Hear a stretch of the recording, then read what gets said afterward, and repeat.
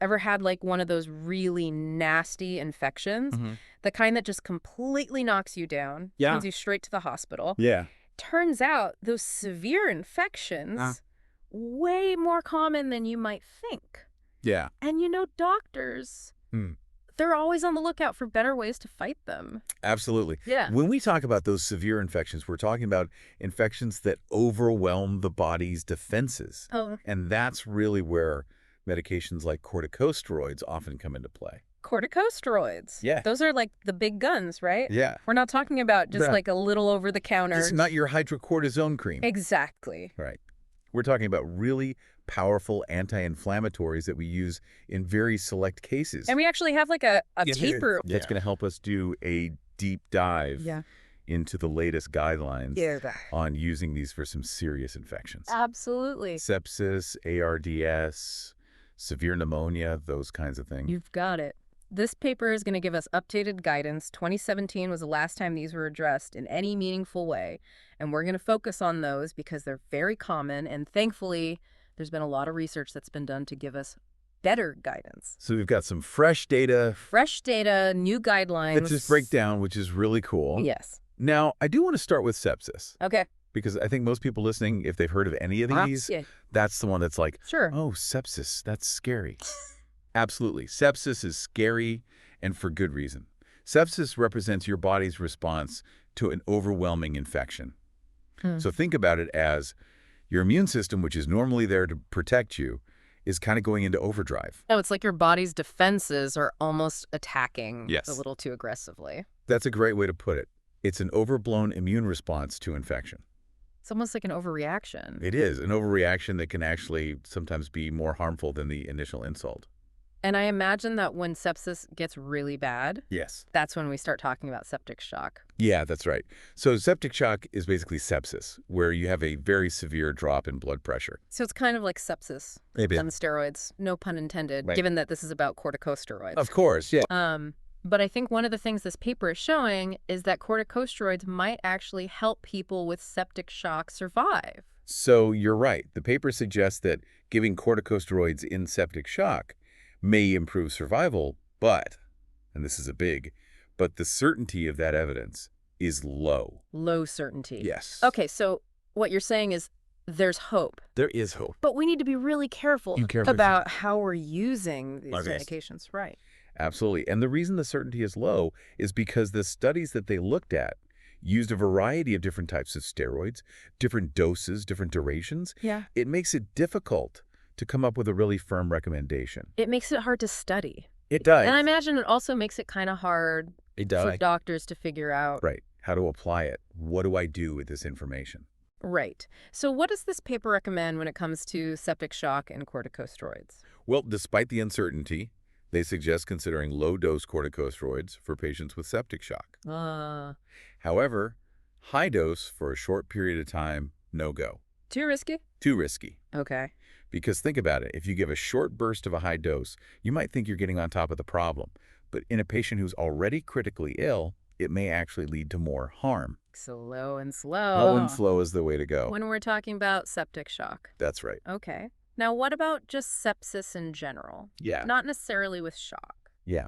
So for sepsis without shock, the recommendations are a little bit less clear. There's not really good evidence right now to say whether or not corticosteroids are beneficial. Okay. So still a question mark? Still a question mark. For sepsis without shock. Correct. But what about when sepsis teams up with these other serious problems, like severe pneumonia, ARDS? Right. Those other conditions we talked about. Do the guidelines change at all then? They do. So if a patient has sepsis and has one of these other conditions, the guidelines do support or suggest consideration of corticosteroids.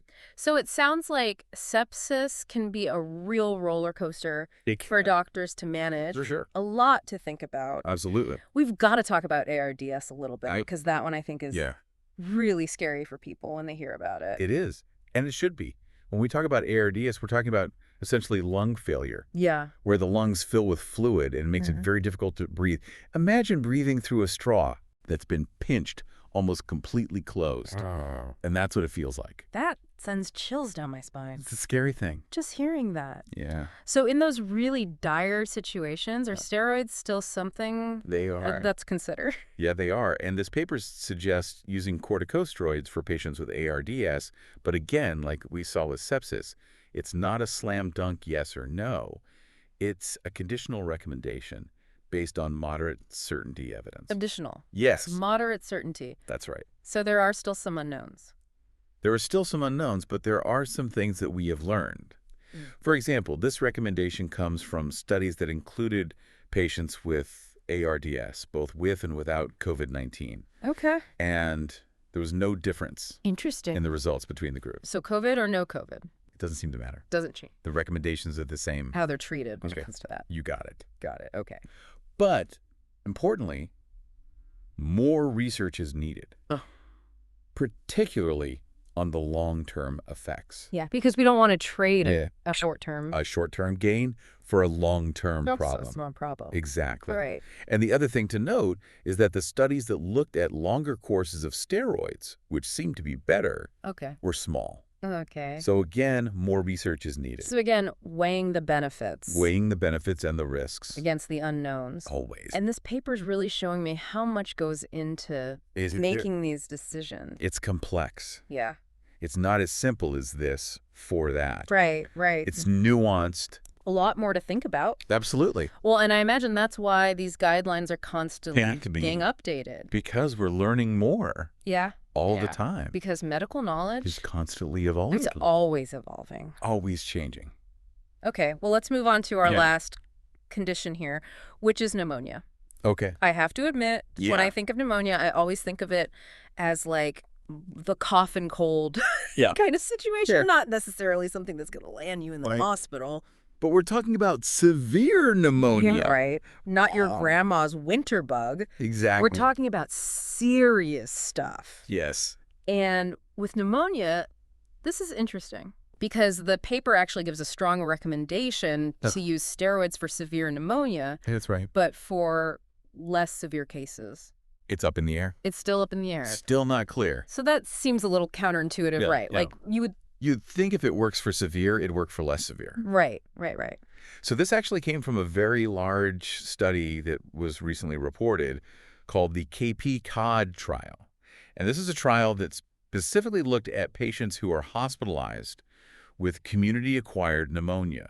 So again, pneumonia that you pick up out in the community, not in the hospital, and who had severe pneumonia. The KP-COD trial sounds like a nice vacation spot. Not what I think of when I think of pneumonia. It does.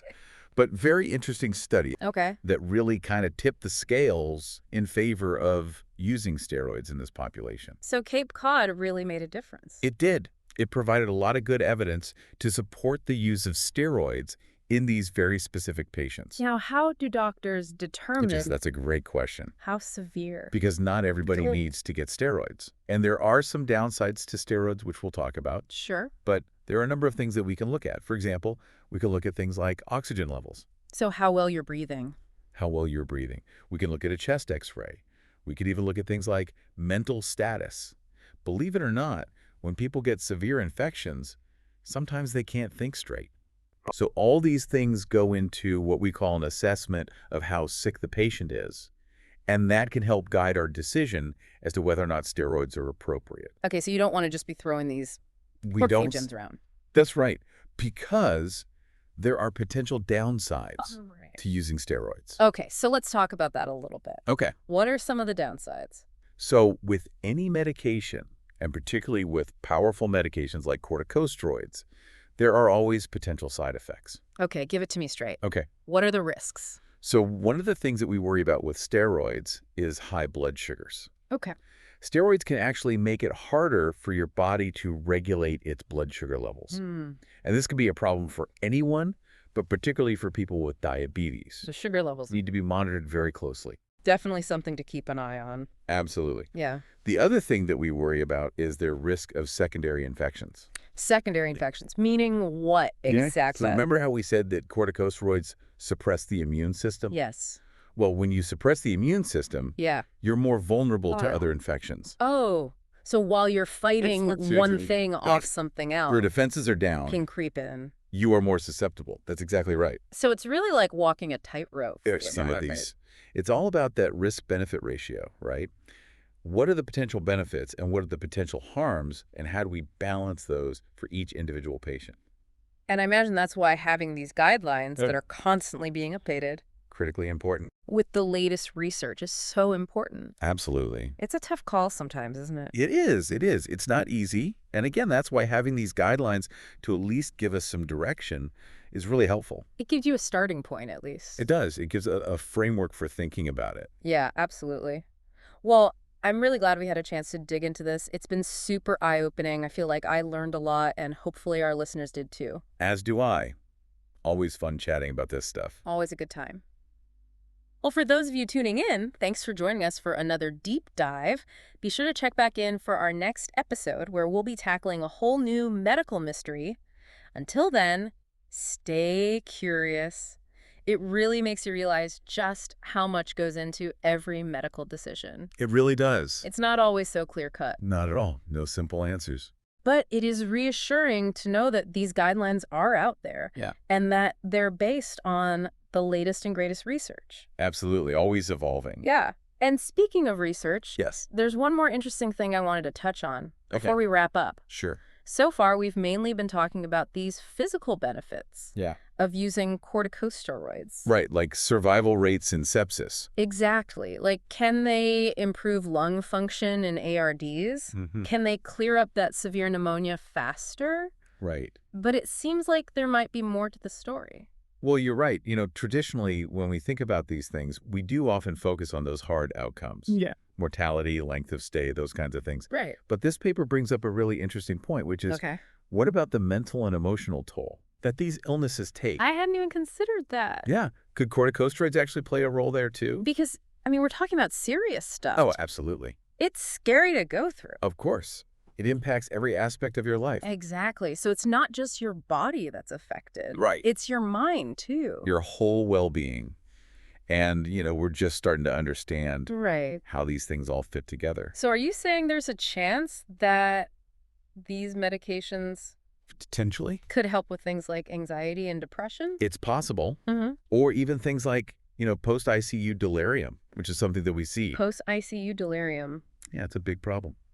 After people have been in the ICU, particularly for prolonged periods, they can have issues with thinking clearly, with memory. Wow, I had no idea. Yeah, it can be very debilitating. Wow. So could steroids actually have a role in preventing that?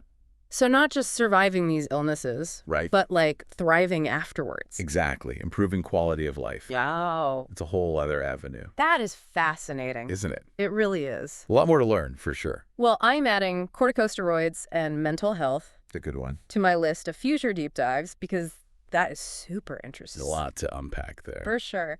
Well, this has been amazing. Thanks for joining us. My pleasure. Always fun.